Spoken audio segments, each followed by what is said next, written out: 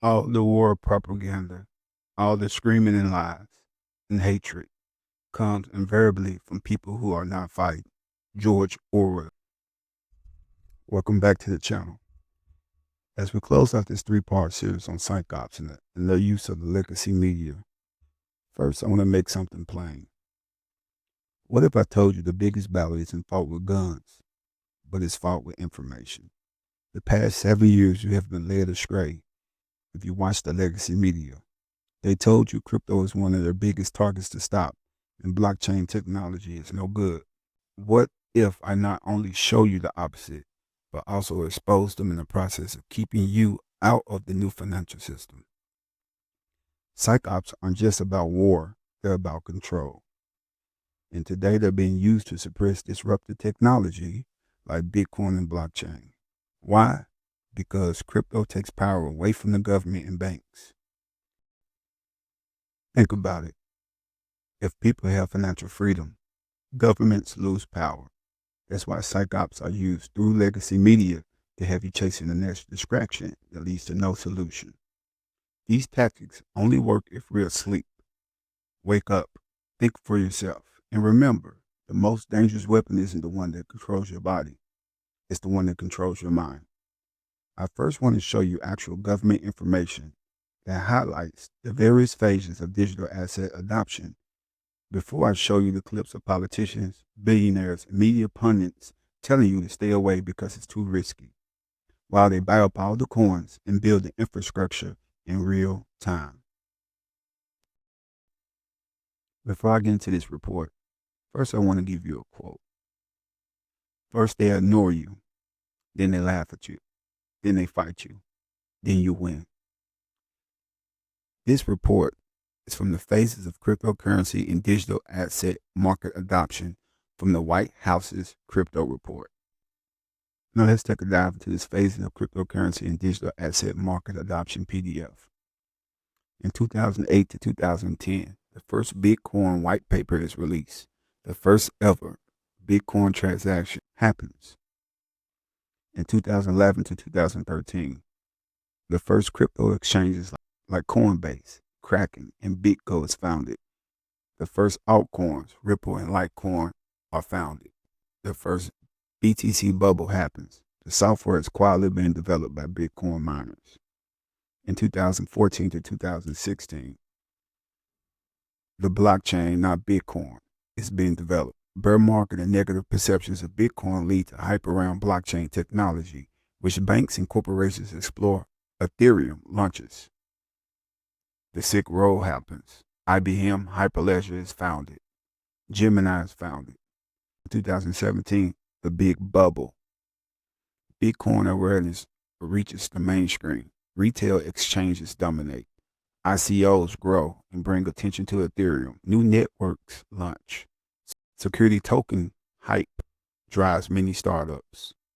Binance, Tether, Filecoin, Bancor, EOS, and Tron is founded, along with Cardano. 2018 to 2019, infrastructure. Entrepreneurs arrives to fill the infrastructure gaps the big bubble laid before. Custody, trading, derivatives, lending, settlement, market making, and data solutions develop. Cash App, USDC Coin, Fireblocks, Bitwise, CME Group, Denim. 2020 to 2021, the great bull run happens. Central bank policies lead investors to Bitcoin. Public mining companies emerge. DeFi ecosystems expand. Stablecoins arrive. Alt L1s launch.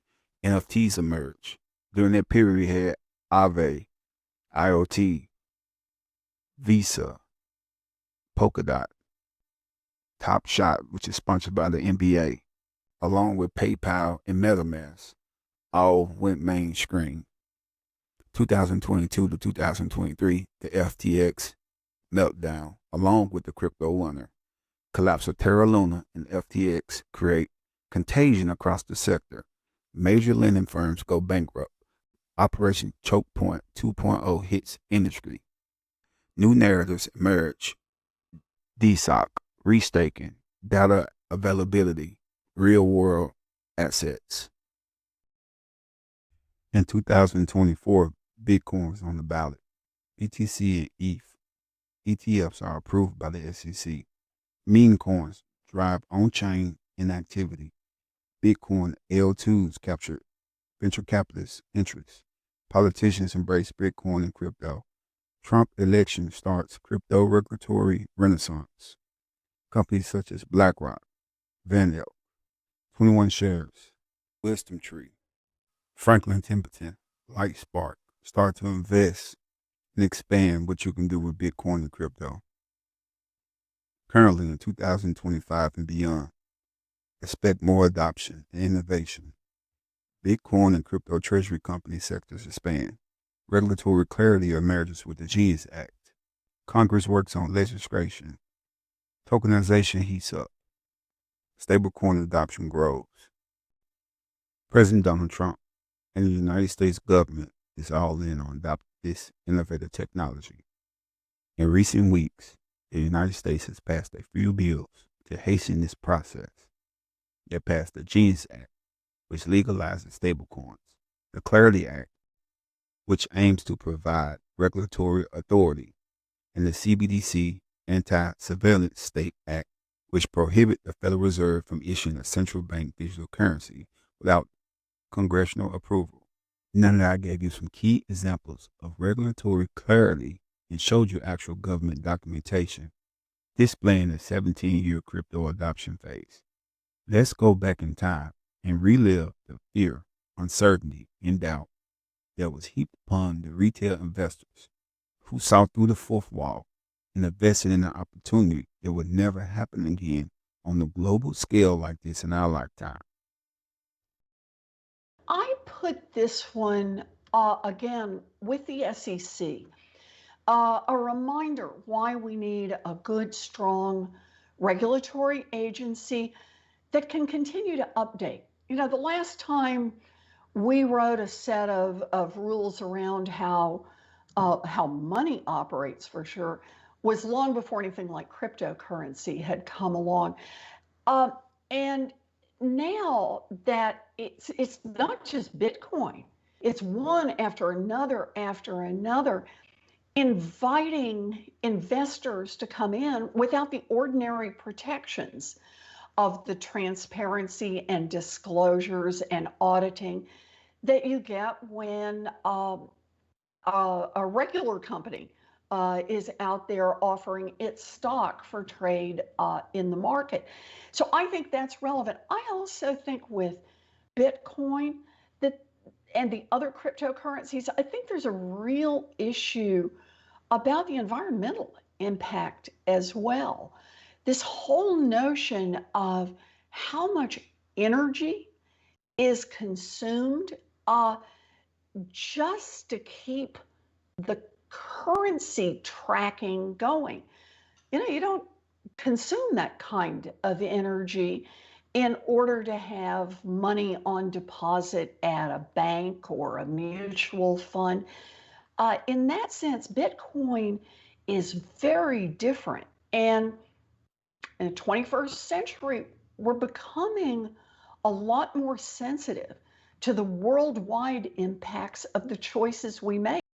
At one point this weekend, you said that Bitcoin, and this was basically, you were asked, Charlie said Bitcoin's like rat poison. You were asked about that comment, and you said, well, it's probably more like rat poison squared. Charlie went on in the meeting to then basically call Bitcoin turds. He is an expressive sort, isn't he? Maybe when he gets a little older, he'll mature. I just want to ask you about that because it sparks so much controversy, and particularly on Twitter and some of the places where you might expect people who are trading in cryptocurrency to be pretty loud about what they heard. What is it about Bitcoin that gets you guys so fired up? Well, when you buy a farm, you look at the crop every year and what prices are, and you decide whether it was a satisfactory investment. I mean, you look to the asset itself and what it produces for you. When we buy a business, we look at what the business earns and decide how we feel about it in terms of what we paid. But we are buying something that at the end of the period, we not only have what we bought in the first place, but we have something that the asset produced. And when you buy non-productive assets, all you're counting on is whether the next person is going to pay you more because they're even more excited about another next person coming along. But the asset itself is creating nothing. One of the interesting things, for example, is gold. If you go back to the time of Christ and you look at how many hours of labor you had to give up in order to buy an ounce of gold, and you take it forward to now, you'll find the compound rate maybe 1/10 or 2/10 of 1%. You know, and then you have to insure it during that time and make sure somebody doesn't steal it from you and everything. But it doesn't produce anything. But that leads me to this question about crypto that Benjamin writes in. He says, in 2007 at the USC Law School, Charlie said, "I'm not entitled to have an opinion on this subject unless I can state the arguments against my position better than the people who are supporting it." The question is, does this also apply to your Wall Street Journal article on banning cryptocurrencies? And if yes, would you care to share the arguments against your position? Well,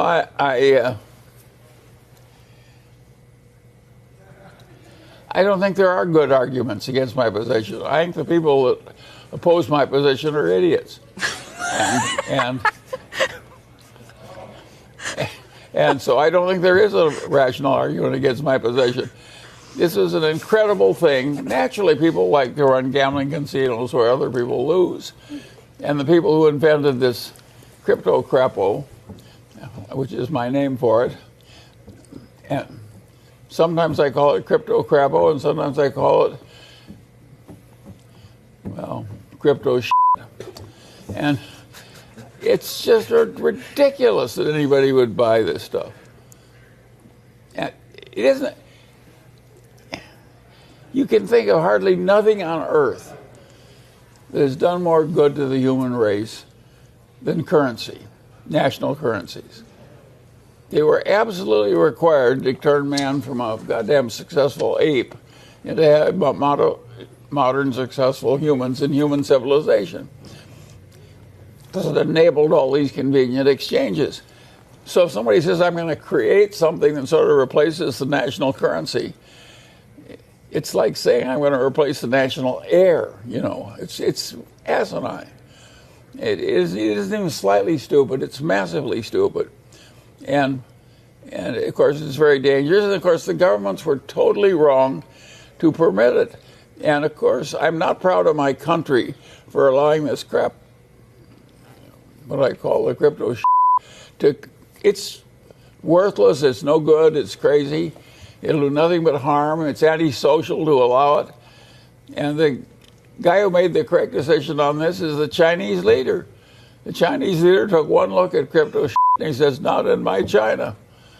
And boom, there isn't any crypto in China. Pretty much always have some crypto conversation with you. I'm just curious because I don't think we've talked to you since. I think all that's been a waste of time, and why you guys waste any breath on it is totally beyond me. Because you just think the whole thing just is going to zero? Going to zero and it's fake?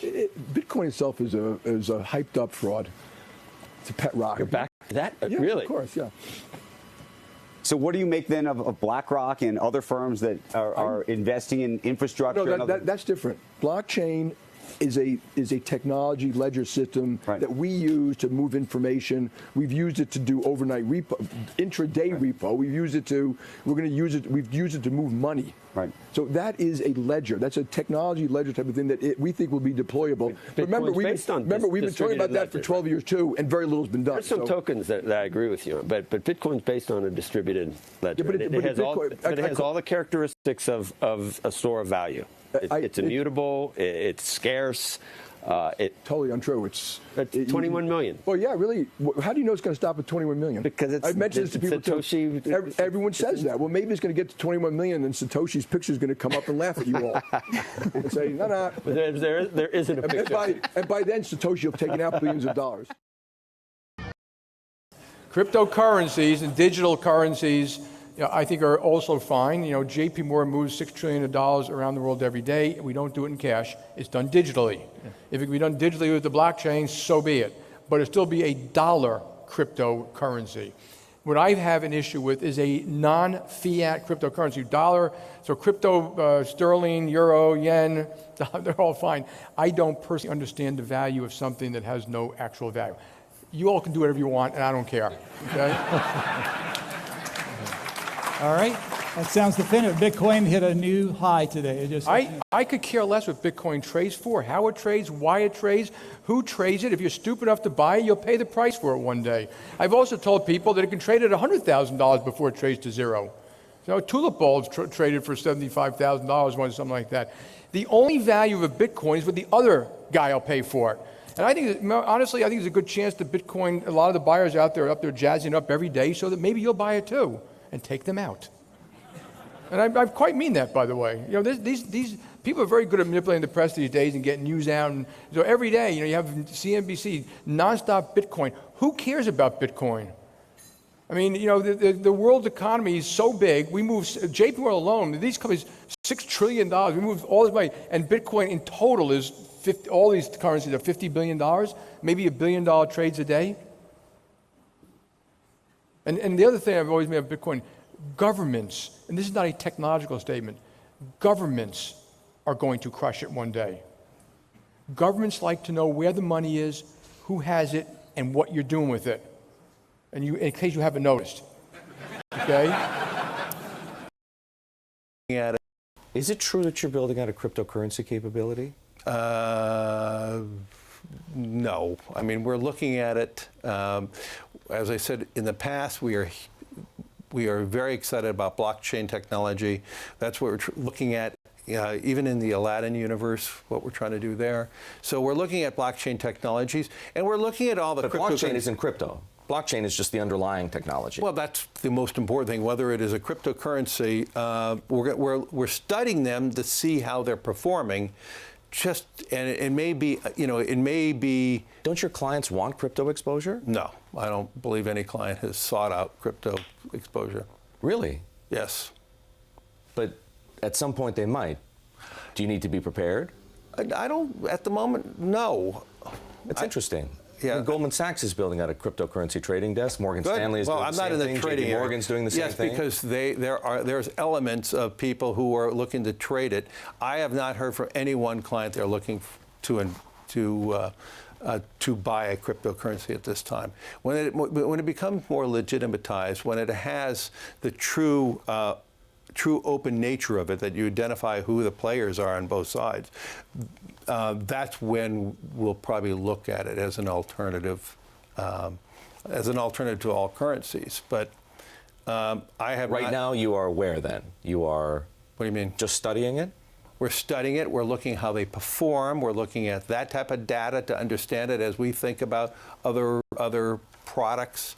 But right now, I can tell you it worldwide. I have not heard from one client who said, I need to be in this